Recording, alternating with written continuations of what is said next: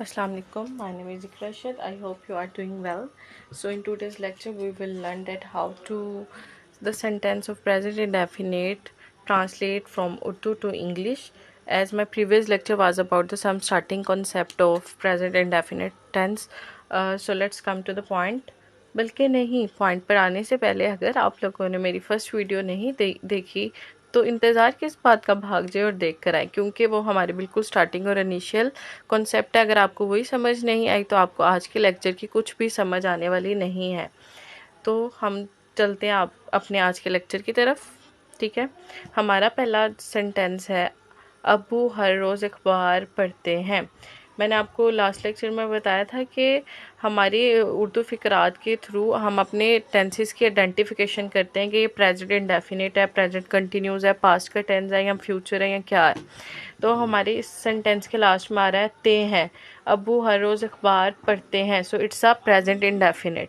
और मैंने आपको कल एक और चीज़ बताई थी कि हमारे सेंटेंसेस की फॉर्मेशन होती है, कोई भी सेंटेंस है तो वो 3 पार्ट्स पर कंसिस्ट करता है, सब्जेक्ट, वर्ब एंड ऑब्जेक्ट। ठीक है, सब्जेक्ट कहते हैं वो पर्सन जो काम कर रहा है, वो अब कहते हैं काम को जो काम हो रहा है, और ऑब्जेक्ट कहते हैं उस चीज़ पर, वो चीज़ जिस पर काम हो रहा है। तो पहला है हमारा सेंटेंस, अब्बू हर रोज़ अखबार पढ़ते हैं। सबसे पहले आपने देखना इसमें सब्जेक्ट क्या है, अब्बू।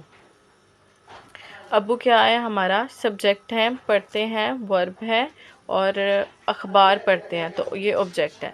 तो सबसे पहले हम लिखेंगे सब्जेक्ट की इंग्लिश, यानी अब्बू की।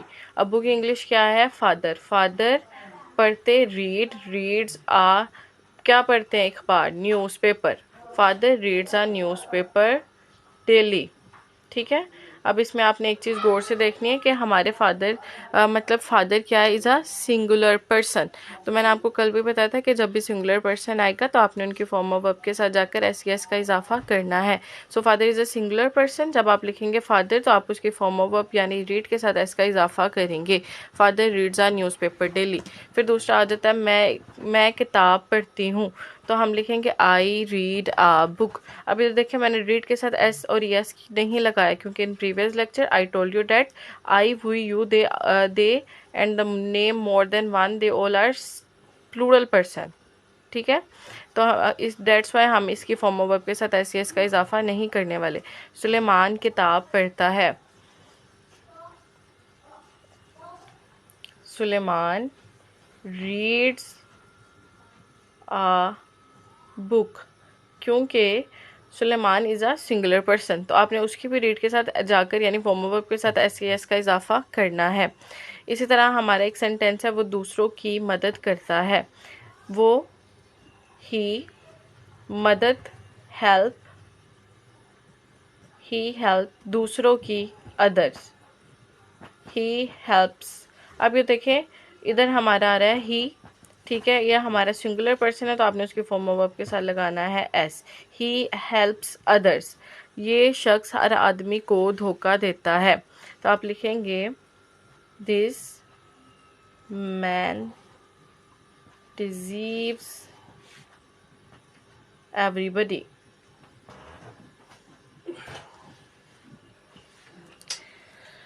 तो ये हमारे कुछ सेंटेंसेस हैं, इनके थ्रू आपको काफ़ी हद तक जो है ना चीज़ों की समझ आएगी, और आपको प्रेजेंट इंडेफिनिट के टेंसेस जो होते हैं हमारे, उनके सेंटेंस बनाने आ जाएंगे। अब दूसरी चीज़ ये है कि अगर आप लोगों को ही शीट की भी इंग्लिश वगैरह नहीं आती तो उसके लिए मैं आपको दिखा देती हूँ अभी एक चीज़, उसका आप चाहे तो स्क्रीनशॉट ले सकते हैं। ठीक है, अब ये देखिए ये है हमारा डू, तो ये मैंने लिखा हुआ आपको आपकी आसानी के लिए कि I do, we do, you do, they do, कि ये वो तमाम प्लूरल पर्सन है जिनके साथ हमने डू डू लगाना है। और डज के साथ हम, डज किन के साथ आएगा, हमेशा ही, शी, इट। और जैसे मैंने लिखा he does, she does, it does, Suleman does, यानी सिंगल नेम। अगर मोर देन वन नेम आ जाता है जैसे सुलेमान एंड अली, ठीक है, वो 2 पर्सन हो जाएंगे तो आपने उनके साथ डू लगाना है। इसी तरह ही हमारा यूज़ होता है लड़के के लिए, वो, ही का मतलब होता है वो, और यूज फॉर बॉयज़। ठीक है, शी यूज होता है वो के लिए, शी का मतलब भी वो है, लेकिन ये यूज़ करते हैं तब जब किसी लड़की की बात हो रही हो। उसी तरह आई का मतलब मैं, वी का मतलब हम, यू का मतलब तुम, दे का मतलब वो लोग, यानी एक से ज़्यादा जब हो। जैसे आप कहते हैं कि वो बच्चे स्कूल जाते हैं, या सिंपल हम कह देते हैं वो स्कूल जाते हैं। तो आप लिखोगे दे गो टू स्कूल, वो स्कूल जाते हैं, ज़्यादा लोगों की बात हो रही है ना, डेट्स वाई। अब यहाँ एक सेंटेंस हम और लिख लेते हैं क्योंकि हमारा एक कॉन्सेप्ट ताकि और क्लियर हो जाए। जैसे मैं आपको एक सेंटेंस लिख कर बताती हूँ, लाइक यहाँ लिख लेते हैं, ठीक है। वो स्कूल जाता है, वो स्कूल जाता है तो हम लिखेंगे, अब देखें वो जाता है लड़का है, ही यूज होगा, जाने की इंग्लिश गो, टू कहाँ जा रहा है, school, he goes to school. अब ये देखें, आप देखें ही हमारा सिंगुलर पर्सन है, उसके फॉर्म ऑफ वर्ब पर जाकर हमने एस या ई एस लगाना है, पुट करना है ना हमने एस ई एस। तो आप खुद देखें, मैंने आपको कहा था जिन फॉर्म ऑफ वर्ब के आखिर में ओ एक्स सी एच आएगा, रिपीट कर लें इसको मेरे साथ, जिनके साथ ओ एक्स सी एच आएगा उनके साथ आपने ई एस लगाना है। जैसे ये हमारी फॉर्म ऑफ वर्ब है गो, उसके लास्ट पे ओ आया तो आप पुट करेंगे E S, he goes to school, that's it. अब नेक्स्ट है हमारा नेगेटिव और इंट्रोगेटिव सेंटेंस। नेगेटिव सेंटेंस हमारे वो होते हैं जिनमें नहीं का इस्तेमाल हो रहा हो, यानी किसी काम को मतलब बताया जाए कि ऐसा काम नहीं किया गया, नहीं आ रहा हो जिन जुमलों में ना, वो हमारे नेगेटिव सेंटेंसेस होते हैं।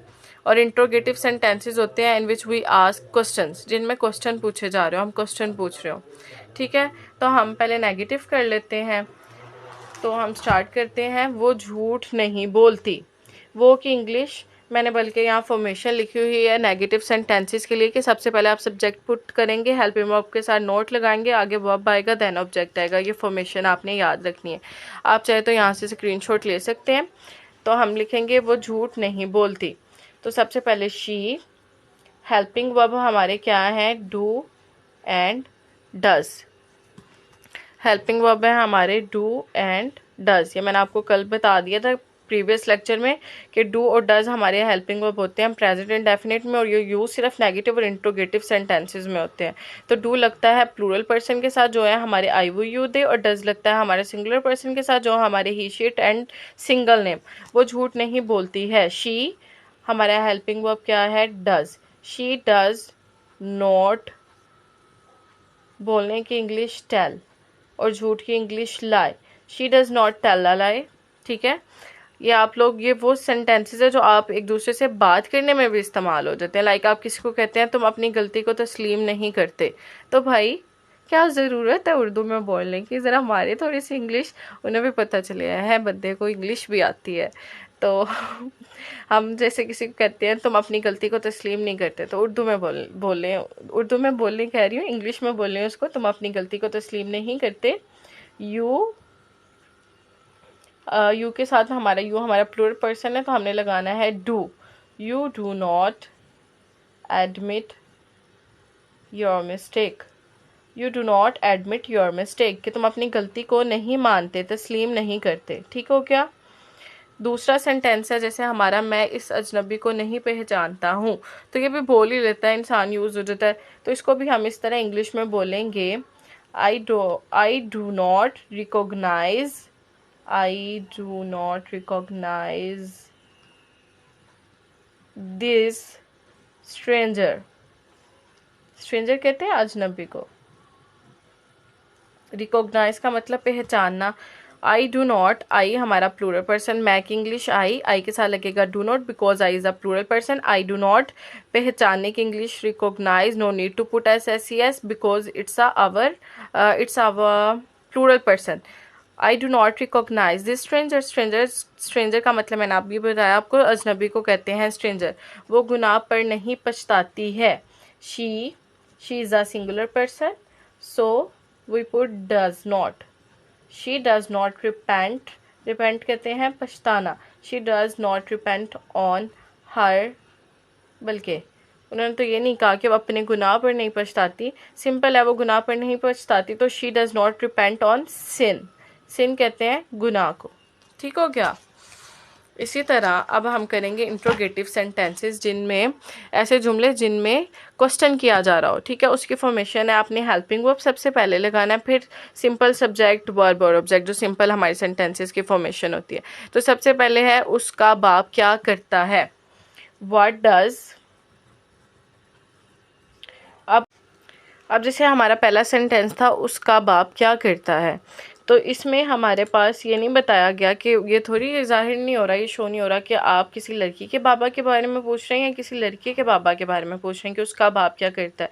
तो आपकी मर्ज़ी, आप हर लगा लें या हिज लगा लें। हिज यूज़ होता है लड़के के, मतलब जैसे हम कहते हैं लड़के का बाप, तो हिज वहाँ जैसे हम कह देंगे उसका बाप क्या करता है।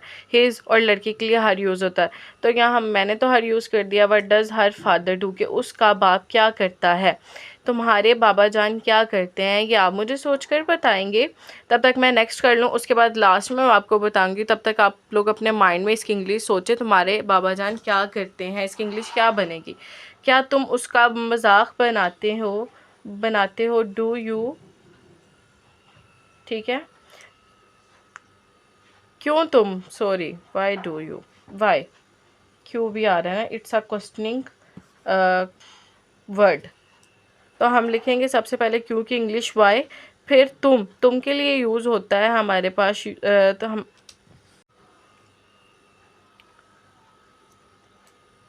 तुम की इंग्लिश यू, तो हम लिखेंगे यू क्या, क्यों तुम उसका मजाक बनाते हो। क्यों की इंग्लिश वाई और तुम की इंग्लिश यू, और यू हमारा प्लूरल पर्सन है तो उसके साथ का हेल्पिंग वर्ब होता है डू। तो हम लिखेंगे why do you make fun, why do you make fun of him, क्यों तुम उसका मजाक बनाते हो। क्या तुम मुझे पसंद करते हो, क्या तुम की इंग्लिश यू, और you is a plural person, so we put do you like me. चलिए आप बताएं, आप लोग खुद सोचें कि आप लोगों ने इसका क्या सोचा था माइंड में, तुम्हारे बाबा जान क्या करते हैं। आप सब ने इसकी इंग्लिश क्या सोची थी दिमाग में। फ़िलहाल मैं आपको बताती हूँ तुम्हारे बाबा जान क्या करते हैं। मैं लिखती हूँ, फिर देखिए आपने ठीक सोचा था या गलत सोचा था। तुम्हारे बाबा जान क्या करते हैं, तुम्हारे बाबा जान क्या करते हैं, इसका आंसर है what does your father do. तुम्हारे बाबा जान क्या करते हैं। अब आप लोगों ने खुद टैली करना है कि आप लोगों ने यही सोचा था या आप लोगों ने कुछ और सोचा था, और मुझे कमेंट सेक्शन में लाजमी बताइएगा कि आप लोगों ने जो सोचा वो ठीक था या गलत था। और आज का हमारा लेक्चर था बस इतना ही, तो हम मिलेंगे नेक्स्ट लेक्चर में। तब तक आपने मेरे तमाम लेक्चर्स को अच्छी तरह से याद करना है ताकि आपको अंग्रेज़ों की तरह फरफर इंग्लिश बोलनी आ जाए। तो हम मिलेंगे नेक्स्ट लेक्चर में, तब तक मुझे दें इजाज़त। और बल्कि नहीं, उससे पहले मेरे चैनल के बेल आइकन को आपने प्रेस कर देना है ताकि आपको नोटिफिकेशंस मिलती रहें। मेरे चैनल को ज़्यादा से ज़्यादा शेयर करें और इसको सब्सक्राइब भी कर दें। जज़ाकल्लाह। तो फाइनली मुझे दें इजाज़त, हम मिलेंगे नेक्स्ट लेक्चर में। फ़ी अमान अल्लाह। बल्कि ज़िक्र नहीं किया इरादा तक, अभी फ़ी अमान अल्लाह नहीं। मैंने सोचा मैं क्यों ना अपने सब्सक्राइबर्स को एक फेवर ही दे दूँ। मैं क्या करूँगी, कल के और आज के जितने लेक्चर्स थे हमारे, मैं इनकी अच्छी सी पिक्चर्स लेकर क्लियर अपलोड कर दूँगी ताकि आप लोग वहाँ से स्क्रीनशॉट ले सकें। तो अब फाइनली ज़िक्रा को दें इजाज़त। फ़ी अमान अल्लाह और अपना रखें बहुत बहुत ख्याल।